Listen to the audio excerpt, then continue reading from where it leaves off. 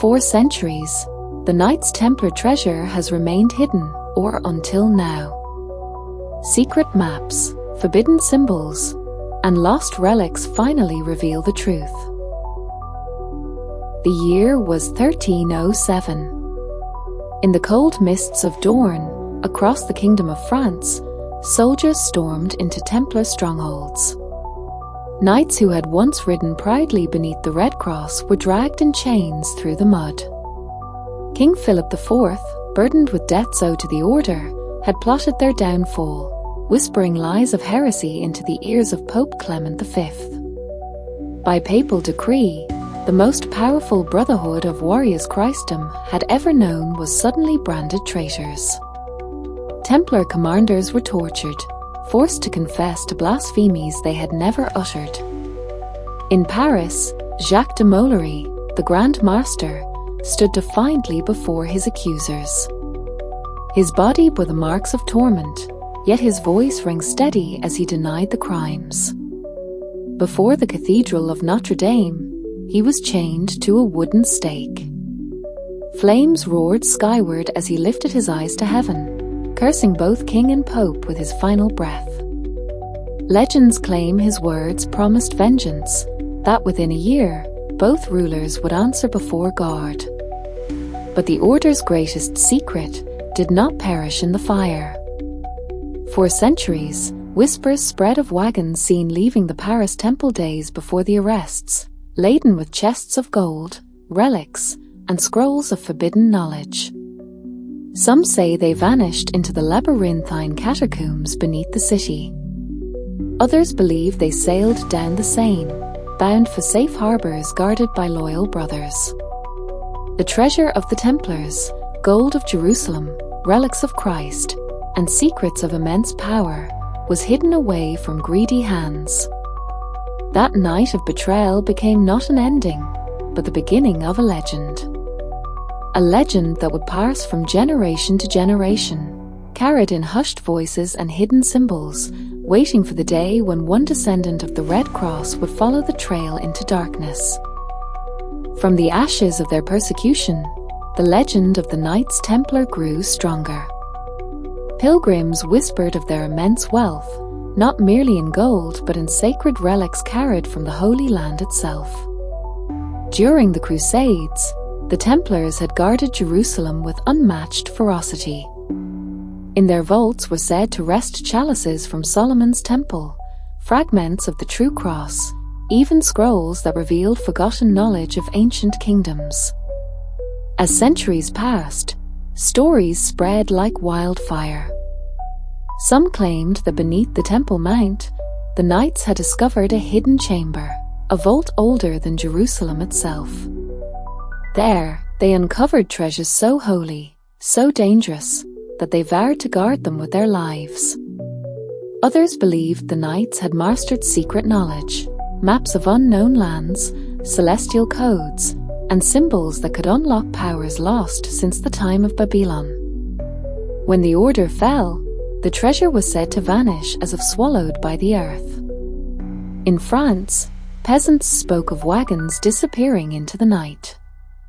In Spain, monks recalled strangers bearing chests marked with the Crimson Cross. In Scotland, whispers told of ships docking under the cover of storms, unloading relics into hidden abbeys. Each tale added to the mystery, until the treasure became not merely gold, but a symbol of forbidden truth. By the 15th century, explorers crossing the seas carried banners with crosses uncannily similar to those of the Templars. Some said their voyages were guided by maps the Knights had preserved, maps leading not only across Europe but to a new world beyond the horizon. Could it be that the treasure of the Templars was not buried in Europe at all, but carried across oceans to lands unknown?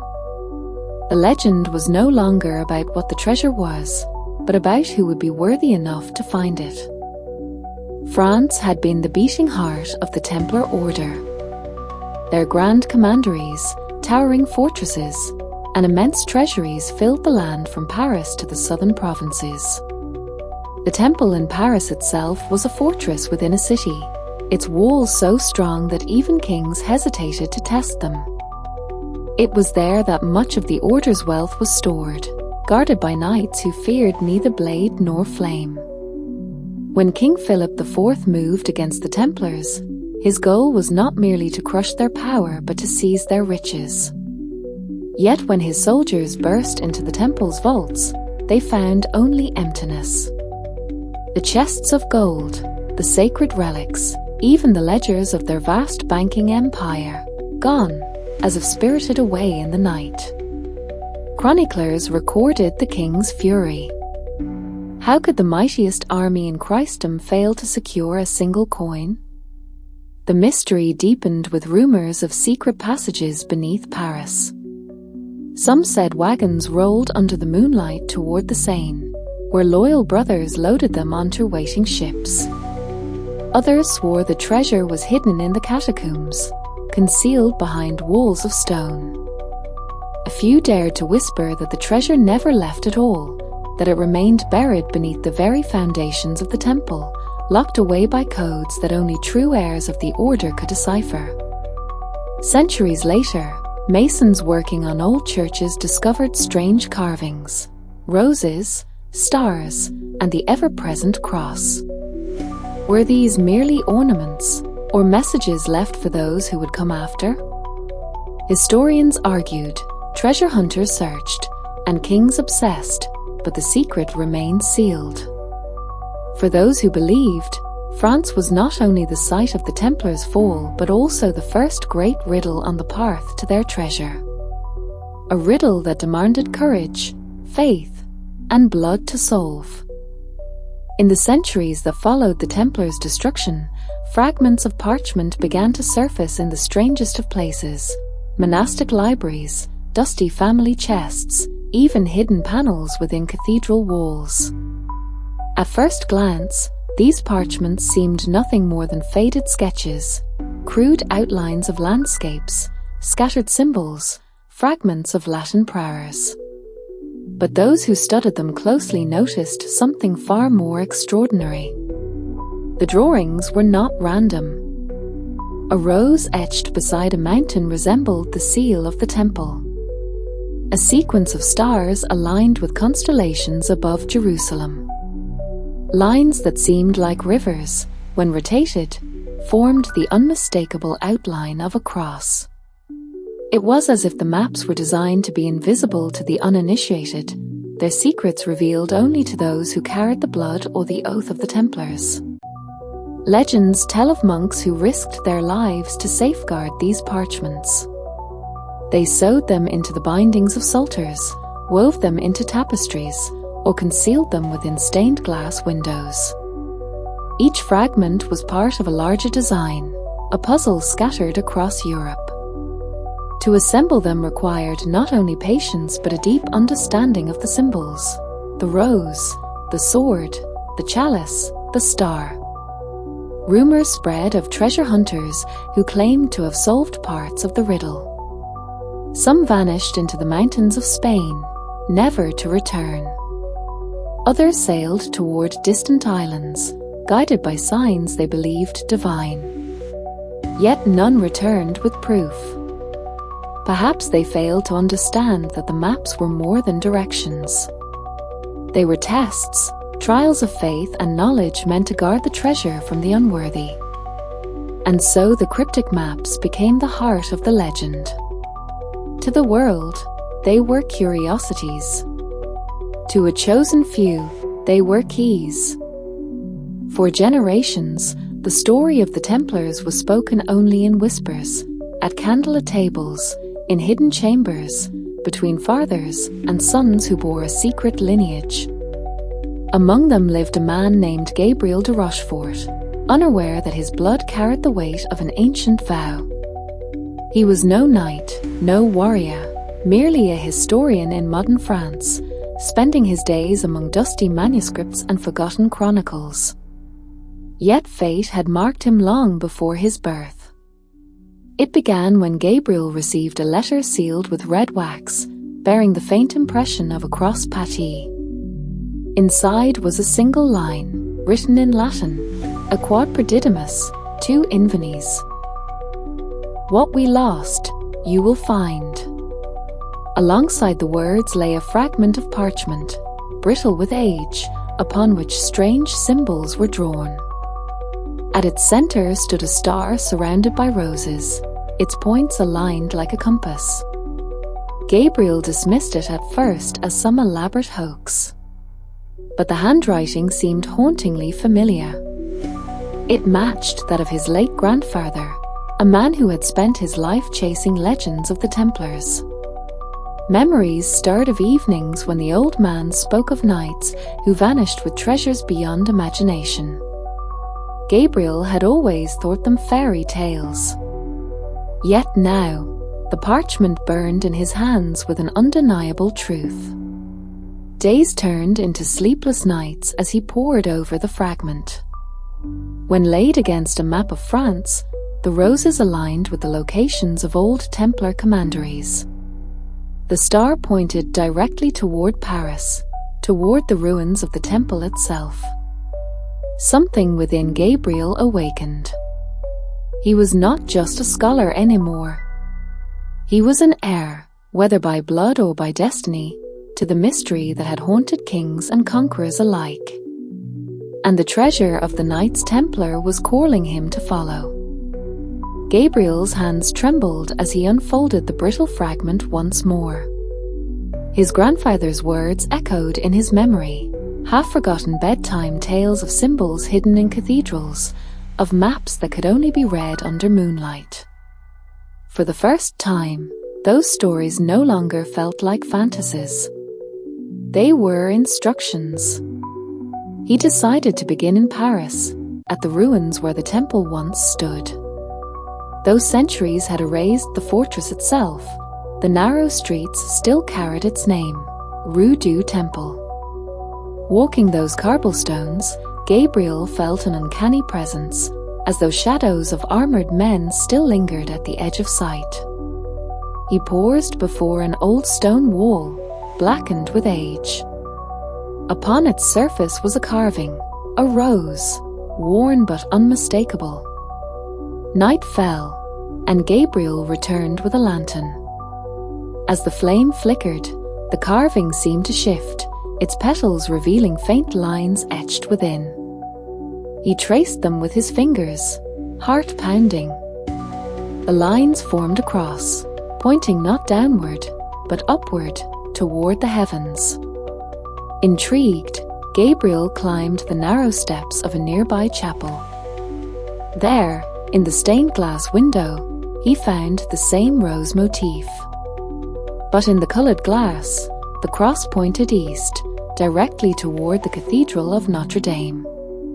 Inside the cathedral, hidden in the dim light of a side chapel, Gabriel discovered the second part of the riddle, a Latin inscription nearly erased by time, a sub lumen luni.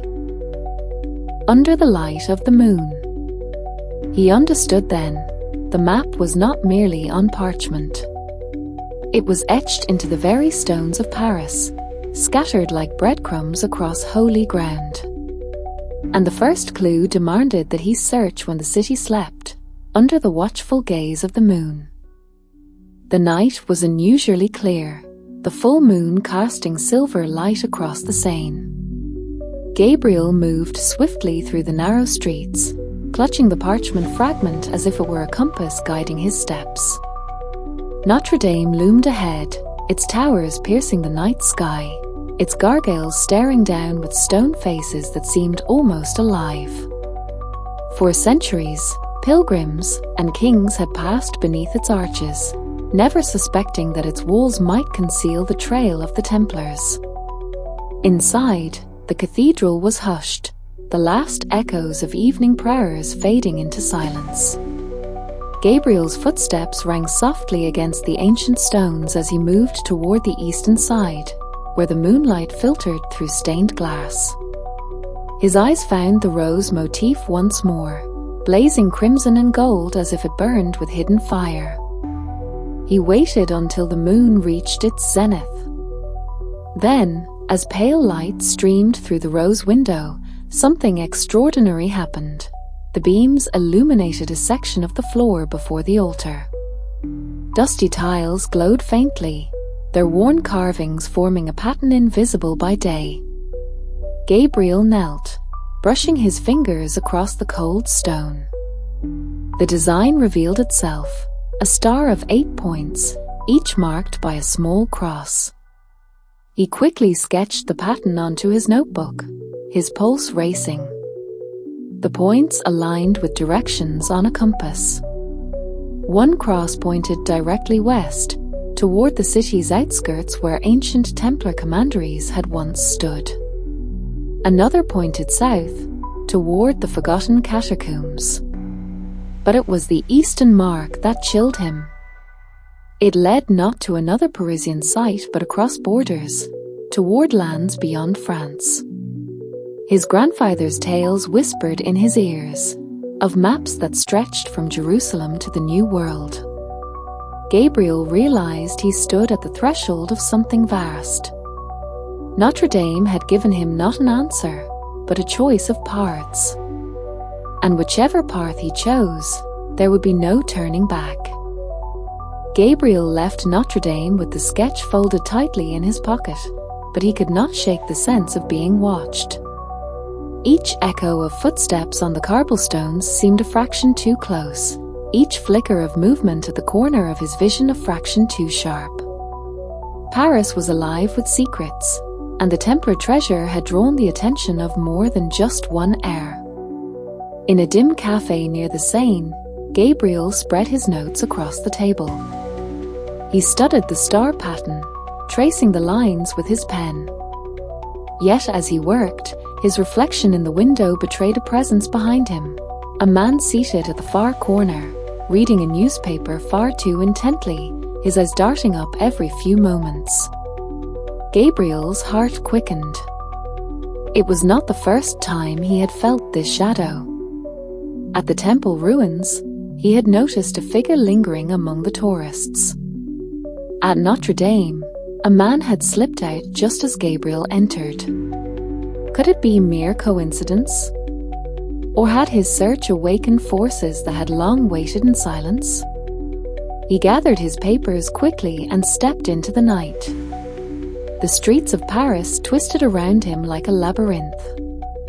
Every turn seemed to bring the same faint silhouette in the distance, the same steady pace behind him. When he ducked into a narrow alley, the figure followed. At last, Gabriel spun, his back against the wall. The man emerged from the darkness, a tall figure in a long coat, his eyes cold, his hand tucked beneath the fabric as though grasping something more than a pocket watch. "You have something that does not belong to you," the stranger said in a low voice. His accent was neither purely French nor foreign, but something in between. "Hand over the fragment." Gabriel's grip tightened on the parchment hidden in his jacket. His grandfather had warned of this: shadow orders, rival seekers, guardians turned hunters. The Templar legacy was not free for the taking. And now, the hunt had truly begun. With the stranger's warning still ringing in his ears, Gabriel slipped into the pre-dawn streets of Paris, clutching the fragment as though it were a lifeline. The city was waking, but he moved like a shadow, weaving through alleys and bridges, avoiding the main thoroughfares. Every step carried the weight of history and the promise of peril. The star pattern on the stone, combined with the rose motifs, now pointed southward. Gabriel knew that his journey would lead him to Spain, to the ancient pilgrimage route of Camino de Santiago. For centuries, Templars had guarded the paths of pilgrims, leaving symbols in plain sight, subtle carvings on cathedral doors, hidden crosses and waymarkers, and cryptic inscriptions in monasteries. Crossing the Pyrenees, he marveled at the quiet villages nestled between jagged peaks. Local priests and villagers welcomed pilgrims along the route, yet Gabriel sensed that some among them were more than ordinary travelers. Their eyes lingered, their questions probing, as if testing whether he was worthy, or perhaps threatening to claim the treasure for themselves. At a small monastery near Burgos, Gabriel uncovered the first clue outside France. Etched into a wooden beam above the main hall was a circle of roses surrounding a sword. Beneath it, faint letters spelled, "Follow the path where the sun sets upon the water." He traced the letters with trembling fingers, realizing the instructions were both literal and metaphorical. The path, he knew, would not be simple. Hidden passages, secret chambers, and centuries of encoded messages awaited him along the pilgrimage route.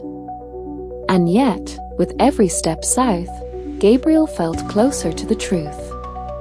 Somewhere along the Camino, the next fragment of the Templar treasure awaited, the piece that could guide him toward relics of unimaginable power, and perhaps toward the ultimate revelation of the Order itself. The symbols on the Camino fragments hinted at something extraordinary, an extension of the treasure far beyond Europe. Ancient sketches depicted ships with crimson crosses on their sails, stars aligned in maps that seemed to point not toward mountains or rivers, but toward vast, uncharted oceans. Gabriel's pulse quickened as the realization hit him. The Templar treasure might have crossed the Atlantic long before Columbus set sail. He spent days in Spanish archives, poring over nautical charts and journals, tracing the lines of trade routes from Seville and Cadiz. Between the pages of centuries-old manuscripts, he found references to a red-crossed ships carrying chests of gold and sacred relics, bound for distant lands. Some chroniclers claimed these voyages vanished, lost in storms or shrouded in secrecy. Others hinted that the ships reached hidden harbors along the New World's eastern coast, where loyal brothers had awaited, ready to conceal the treasure in forests, caves, and mountain fortresses. The idea was staggering. Gabriel realized the Templar legacy was not confined to Europe. It had been carried across oceans, hidden from kings, popes, and pirates alike. The treasure's guardians had anticipated centuries of pursuit, designing clues that spanned continents and generations.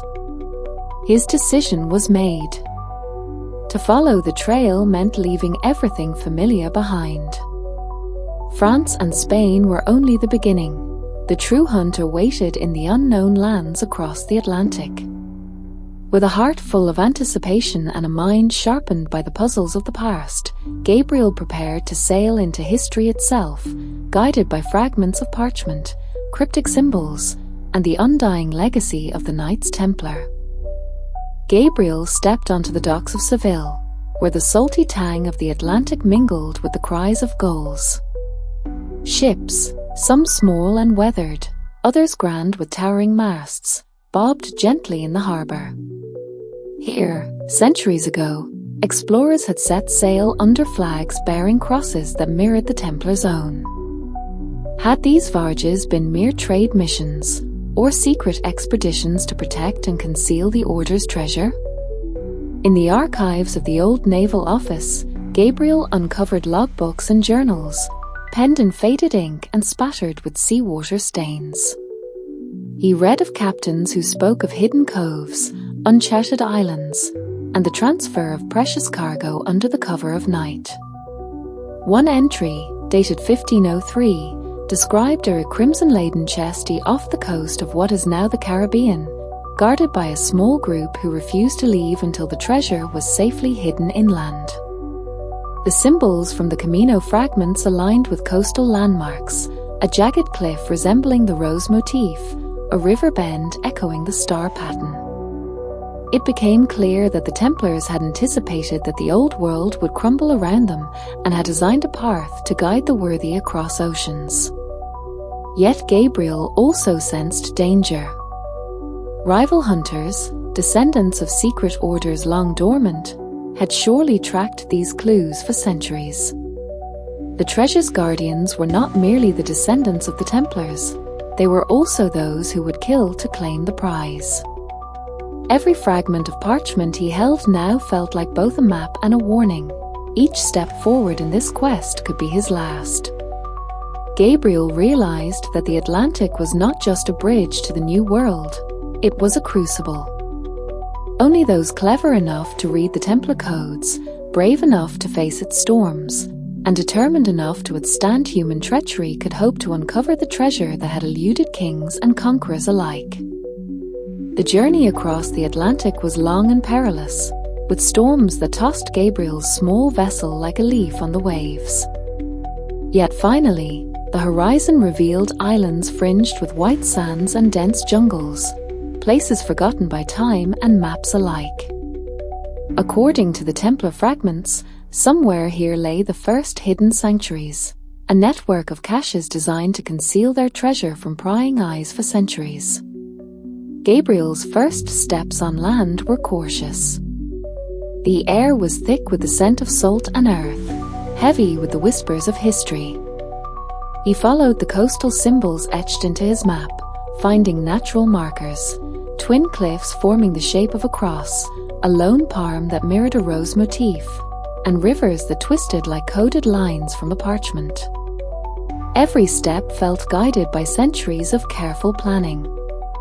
In a secluded cove, partially hidden by hanging vines, Gabriel discovered an entrance carved into the rock.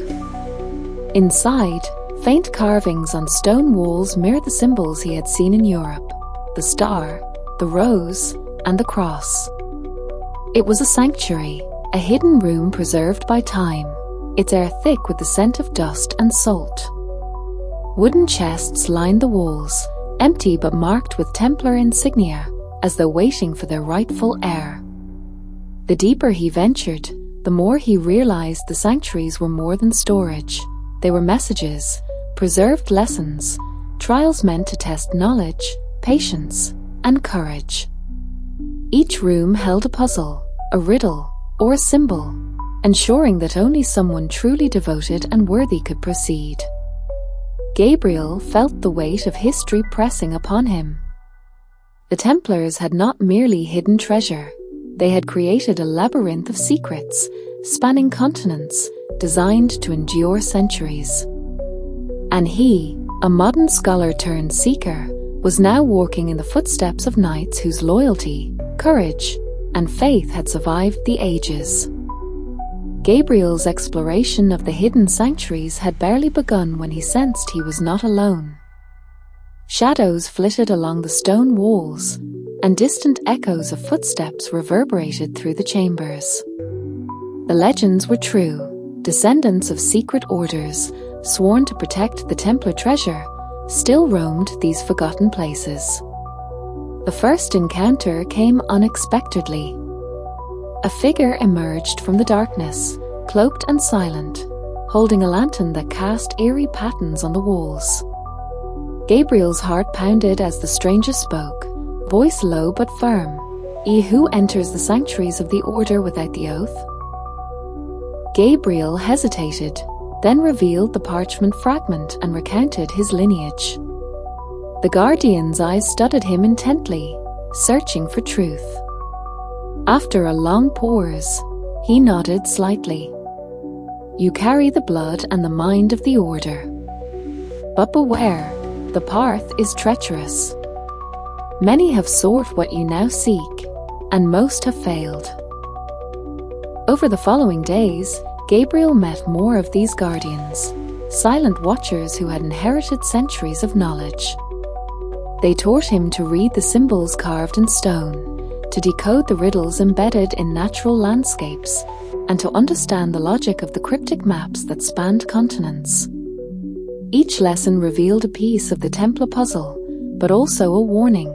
Every step forward invited danger, and betrayal could come from those who appeared to aid him. Through their guidance, Gabriel understood that the treasure was not merely gold or relics. It was a legacy of knowledge, faith, and power, entrusted to those who could protect it from greed and corruption. And as the final fragments of the maps began to align, he realized that the greatest challenge lay not in finding the treasure, but in proving himself worthy of it. Gabriel soon realized that he was not the only one pursuing the Templar treasure. Rumors of secret expeditions, centuries-old societies, and ruthless treasure hunters had reached even the most secluded sanctuaries. These rivals were no ordinary seekers. They were cunning, armed, and willing to cross any line to claim the treasure for themselves. One night, while studying a fragment in a dimly lit chamber, Gabriel heard the faint crunch of footsteps on stone. Shadows moved across the entrance as a group emerged, strangers clad in dark coats, eyes glinting with ambition. Their leader stepped forward, holding a map fragment similar to Gabriel's own. "You shouldn't have come here," he said coldly. "The treasure belongs to those strong enough to take it. Step aside, or be left behind forever." Gabriel understood immediately. The hunt had escalated. These hunters had tracked him from Europe to the New World, deciphering fragments just as he had. They were relentless, resourceful, and ruthless, prepared to destroy anything or anyone in their way. The Sanctuaries' puzzles and hidden symbols would only delay them for so long. But Gabriel was no longer alone. He recalled the guidance of the Guardians, the lessons of patience and observation. Every trap, every riddle he had solved, gave him an advantage. He also realized that the treasure was more than wealth. It was a legacy that demanded wisdom as well as courage. If he were to survive the hunter's pursuit, he would need to move with stealth, cunning, and unshakable resolve. As the night deepened, the distant roar of the sea mingled with the tension in the sanctuary.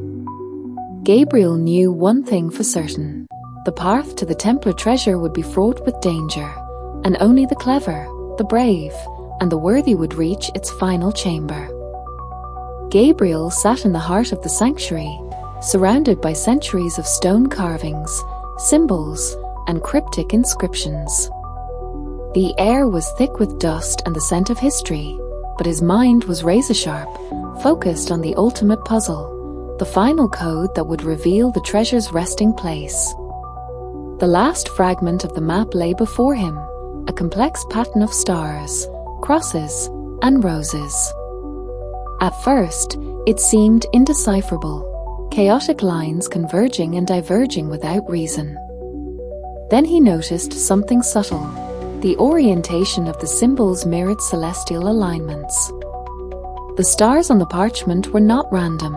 They matched the night sky above the New World at specific dates in history. Hours passed as Gabriel cross-referenced constellations, compass points, and patterns etched in the stone.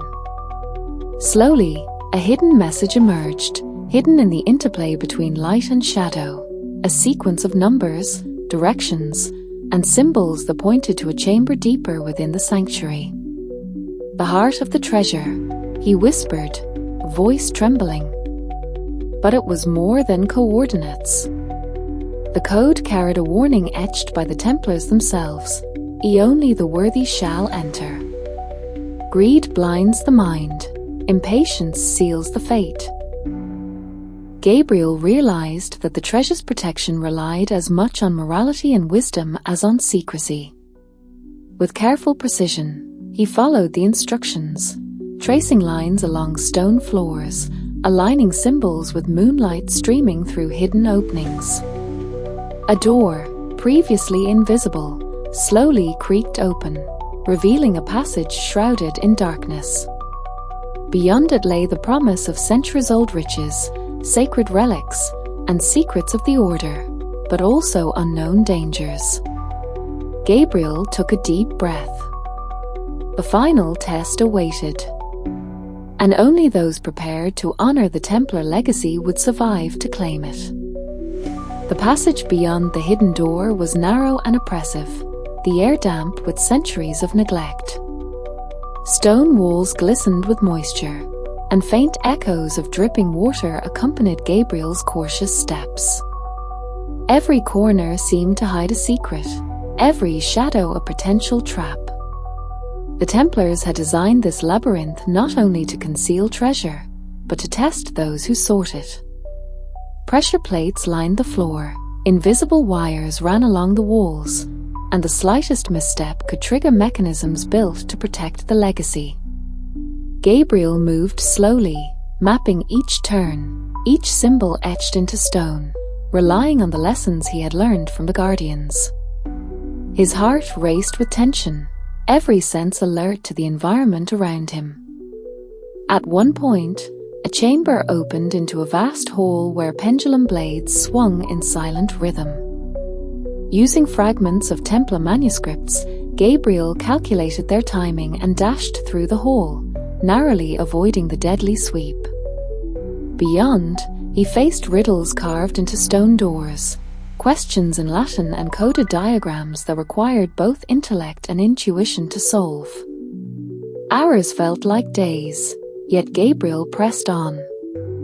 Each challenge confirmed that the Templars had anticipated centuries of pursuit, ensuring that only the patient, the clever, and the worthy could advance. The labyrinth was more than a physical trial. It was a mental and spiritual test, reflecting the discipline and faith of the knights who had hidden the treasure. Finally, after what felt like an eternity of trials, Gabriel reached the last chamber. The air shifted, cooler, almost reverent.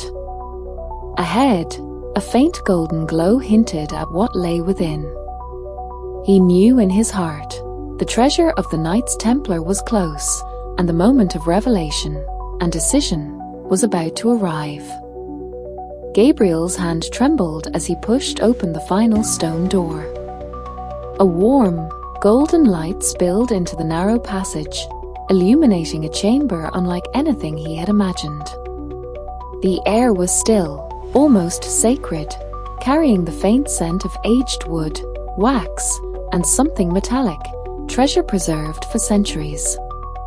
Inside, chests of gold and silver lined the walls, engraved with the Templar cross.